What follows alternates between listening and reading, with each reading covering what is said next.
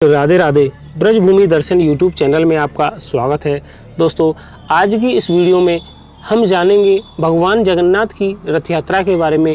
जैसा कि मैंने आपको अपनी पिछली वीडियो में बताया था कि आखिर 15 दिन के लिए जगन्नाथ जी की पूजा क्यों बंद हो जाती है और हमारे ठाकुर जी बीमार क्यों हो जाते हैं।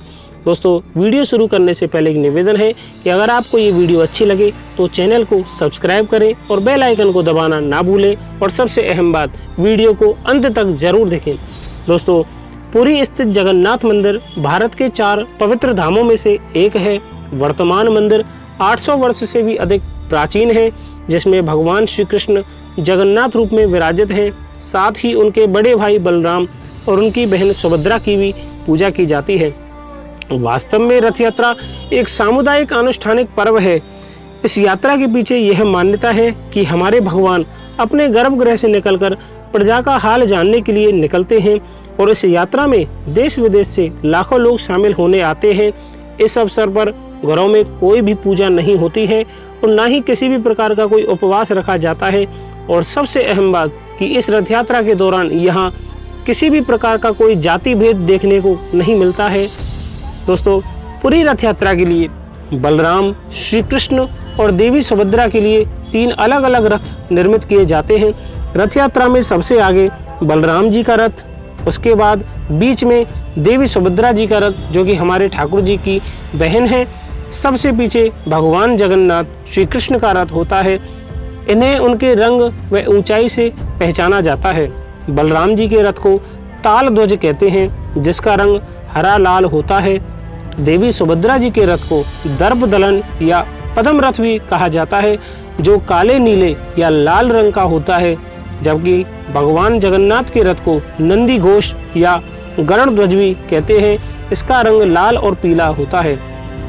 रथ के जो पहिए होते हैं, रथ जिस लकड़ी से बनाया जाता है, सभी रथ नीम की पवित्र व परिपक्व यानी मजबूत लकड़ियों से बनाए जाते हैं। इन रथों के निर्माण में किसी भी प्रकार के कील, कांटे या अन्य किसी धातु का प्रयोग नहीं होता है। इनके लिए रथों के लिए लकड़ी का चयन बसंत पंचमी के दिन शुरू होता है और रथों का निर्माण अक्षय तृतीया, जिसको कि आखा तीज भी कहते हैं, इस तृतीया तिथि से आखा तीज से ही इन रथों का निर्माण प्रारंभ हो जाता है। जब ये तीनों रथ तैयार हो जाते हैं तब छर पहनरा नामक अनुष्ठान संपन्न किया जाता है। इसके तहत पुरी के गजपति राजा पालकी में यहाँ आते हैं और तीनों रथों की विधिवत पूजा करते हैं। सोने की झाड़ू से रथ मंडप व रास्ते को साफ करते हैं। आषाढ़ माह के शुक्ल पक्ष की द्वितीया तिथि को यह रथ यात्रा प्रारंभ होती है, क्योंकि उससे पहले 15 दिन के लिए हमारे ठाकुर जी जगन्नाथ जी है। ठाकुर जी को आयुर्वेदिक काढ़ों का, फलों का रस, शीतल लेप लगाया जाता है।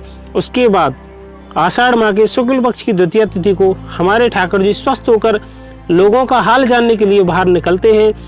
रथ यात्रा आरंभ होती है। ढोल नगाड़ों, तुरही और शंख ध्वनि के बीच भक्तगण इन रथों को खींचते हैं। कहते हैं कि जिन्हें रथ खींचने का अवसर प्राप्त होता है वह महाभाग्यवान होता है।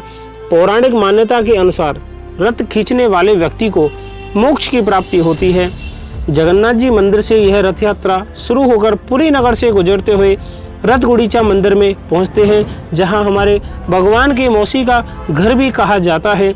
यहाँ हमारे भगवान 7 दिनों के लिए विश्राम करते हैं। आषाढ़ माह के 10वें दिन सभी रथ पुनः मुख्य मंदिर की ओर प्रस्थान करते हैं।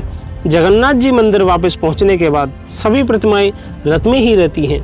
देवी देवताओं के लिए मंदिर के द्वार अगले दिन एकादशी को खोले जाते हैं। विधिवत स्नान करवाकर वैदिक मंत्रोच्चार के बीच देव विग्रहों को पुनः प्रतिष्ठित किया जाता है। उसके बाद हमारे ठाकुर जगन्नाथ जी सभी भक्तों को अपने दिव्य दर्शन का आनंद देते हैं।